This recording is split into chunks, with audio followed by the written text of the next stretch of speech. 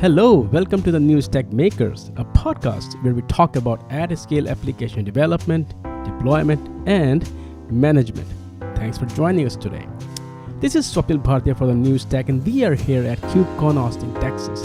Let's meet today's guest. My name is Suresh Raghuram. I'm co-founder and CEO at Platform 9. Platform 9 makes it easy to run hybrid and private clouds using open source technologies like Kubernetes and Fission and OpenStack. We deliver all of these services as a SaaS managed layer, so it runs on any infrastructure. Our customers use us with on-prem, public cloud, and multi-cloud environments. So this is a great show for us, and we're very excited to be here. Right. It's been like so huge this year that it's kind of surprising. But the thing is, everybody's using Kubernetes. But let's talk about something new that is happening, or we hear a lot about, that is serverless or functions as a service. So what is it? And if you can talk about the evolution, from all the back in the old days, from data centers to VMs to containers can you talk about that? Yeah, it's this amazing journey that we are a part of. So, in the 90s, we used to essentially build applications and run them on the hardware. And then with VMware, and my team and I spent a lot of time engineering there, you could package applications, run them in VMs, but you were running whole copies of the guest operating system to have isolation between the different applications while they're running on the same hardware. With containers, you got rid of all that duplication of the guest OS. You just have the process level isolation essentially, and so it's a lot more lightweight, it's a lot more agile. And serverless, specifically functions as a service, is even more exciting because you're able to now take code functions and run them at the granularity of build and ship and run functions, and all of the underlying machinery of having containers being spun up using Kubernetes is hidden behind the scenes. So that's what's driving a lot of interest in functions as a service. I have an interesting stat for you. At the survey here at the booth, we are running surveys with a lot of the people who are at the show. Somewhere around 8% of all attendees in the show have participated in that survey, and functions as a service has come up as a third most popular use case for Kubernetes. So it's a real area of interest, not just from solution providers like us who are building in solutions in the space, but I think a lot of the audience here is very interested in using functions as a service as a way to move things, develop applications faster, and get all the benefits of cloud native without as much complexity in the plumbing. And what are the use cases where people do see function as service as an ideal solution versus everything else? So the way we see functions as a service, there's three major use cases for it, and I'm going to give you a caveat before. Okay, a lot of people when they think functions as a service, they think something like Amazon Lambda, and a lot of people have used Amazon Lambda or the equivalent Azure and Google Cloud capabilities as a way to run in a more cost-efficient manner on the public cloud. Because the pricing model on Amazon Lambda can be a lot more efficient if you can write to Lambda than using Amazon EC2, for example. Now, I think that's one particular use case that's public cloud specific. Broadly, when you think about the enterprise market and you think more broadly, that's just one of other use cases. The three use cases that I want to talk about for open source functions as a service frameworks, one is building and shipping applications using cloud native much faster than you can without using functions as a service. The other is edge computing, and the fact that functions as a service can be a lot more efficient to provide a seamless experience across edge devices. And the third is as an on-ramp, as a way to learn and come up to speed with cloud native technologies like Kubernetes a lot faster than you would otherwise. So happy to dig into each of these three use cases, but three major use cases that we see: rapid application development, more effectively, more productively, edge computing, and as an on-ramp to be able to get up to speed, developers up to speed, and productive with cloud native technologies, microservices, more quickly than they would without using a FaaS framework. When we talk about Lambda, we have open source alternative of almost everything. What are the alternatives for Lambda? So the one, Platform 9 is one of the core contributors behind an alternative called Fission. Fission is an open source framework. It has somewhere around 2,800 stars on GitHub. It's extremely well received in the Kubernetes community. Fission builds on Kubernetes. So Fission runs on top of Kubernetes, and what it can do is it can take functions in virtually any language, and it can build and manage pods for you behind the scenes, manage a pool of pods that are Kubernetes pods, and make sure that those functions, when they're being invoked by, for example, an HTTP request or a message queue trigger or some kind of webhook calling out to that function, all the behind the scenes automation in terms of using this pods and building and delivering that capability, servicing that capability, is done for you behind the scenes. So Fission is the leading open source framework in the space, and we're very excited about the traction it's getting in the community. How mature or stable is it? So it's early days, and I think there's a few other frameworks. They're all in a fairly early stage of development. Fission is entering beta in January, and it's going to be in production, I would say, late Q1. Mm-hmm. And second thing was edge computing.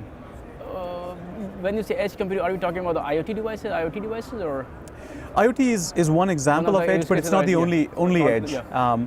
I'll give you one more example. The connected car is an example where yeah, I mean, when I look at IoT, I actually call this connected car IoT on wheels, Sure. So I would say edge is, you can big superset of. You can think of edge as a superset that includes IoT, but and IoT is not the only. I mean, there's different interpretations of these, but essentially a device where it's remote and there may be a fleet of devices, and that has some compute capacity, but and it's connected to the central cloud backplane. Oftentimes, the constraints that you have now are that these devices are very highly instrumented, right? You think about the Google Home, you think about the Nest thermostats, you think about the connected home appliances, you think about the connected car, the sensors in those cars and the amount of data that they can produce. But then you think about the network link path from these devices to the cloud, and there needs to be a lot of reduction of data that needs to happen, reduction of information that needs to happen at the edge. Right. It's not sufficient to just take all the raw data out of that edge device and try to pump all of that to the cloud, right? So there needs to be some compute form factor that lets you run compute relatively efficiently to at least perform that reduction of information. That's one example. The other example is, if you think about connected car, the cars that are going to be shipping in 3 years' time are going to be having non-trivial compute capacity. And imagine a car manufacturer that's selling, 100,000 cars in a year worldwide. And imagine the compute capacity that they're going to be shipping. Essentially, they might be shipping 2 million ARM sockets every year. And in 5 years, they could build up a fleet of 10 million ARM sockets. And can you put that compute to use? How do you dispatch jobs to that? What is the efficiency of dispatching a job to that? This is where it becomes interesting to think about functions, because you think about a VM, obviously a VM is very heavyweight to try and push a piece of code to an edge device like a car. You don't want to push a VM there. Even a container, you're talking about several tens of megs, if not hundreds of megs, to be able to take a piece of code and push that down to the car. But if you're able to push functions, all you're shipping is the code file, which is a few kilobytes of text. And so that's amazingly efficient, and the compute can actually happen on the edge, and the reduction of information, the analytics, or any collaborative processing can happen on the edge. So this is where I think functions as a service, and in particular an open source functions as a service solution, is very, very relevant. And how much is being like this, being deployed or being tested, or is it in production, or is it still in a very early phase of concept? I would say it's not just in a concept stage, but we are not in production. Right. We're somewhere in between. Like I said, we are approaching beta. Fission in particular is approaching beta. We have at least 4 marquee enterprise customers who are investing significantly as part of that beta.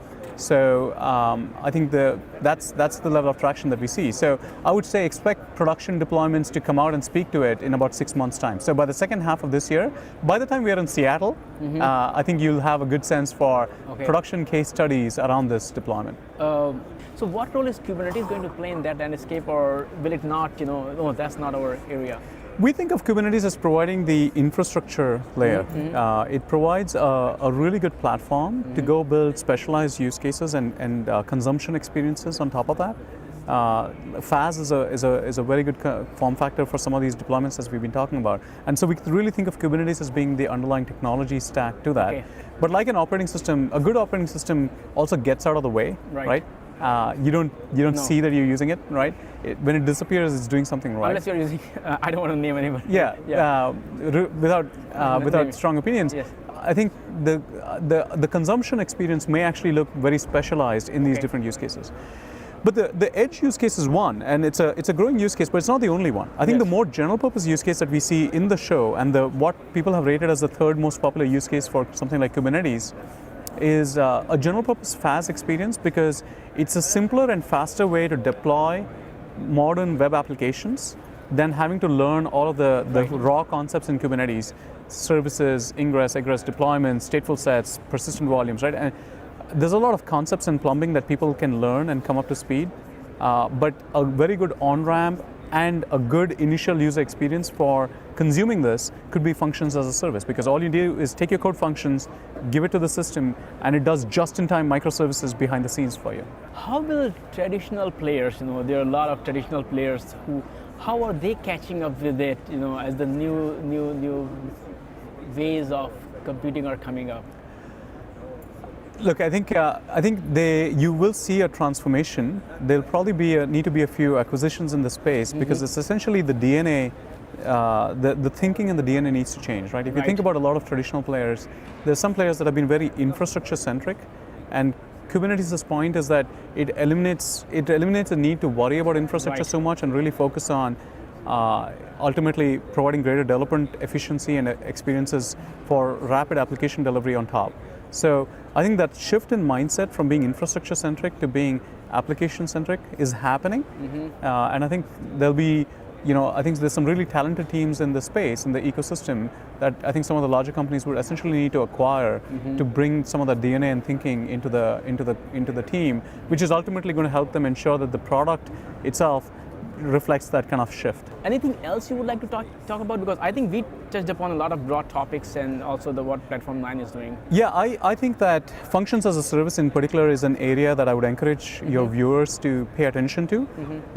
Beyond the initial use cases that something like Amazon Lambda has had, we think it's an area of a tremendous promise. And you'll read a lot about it in 2018 and 19. So watch the space, follow it, and if you're not already using functions as a service, I would encourage you to go look up functions as a service and serverless frameworks. Thank you, Siri. It was great talking to you today. And my pleasure. Hopefully we'll see you again at the next Open We'll see you in Seattle. Yeah. My pleasure. Thank you. Thank you. And now back to our audiences. Thanks for watching. Listen to more episodes of the News Tech Makers at thenewstech.io/podcasts. Please rate and review us on iTunes, like us on YouTube, and follow us on SoundCloud. Thanks for listening, and see you next time.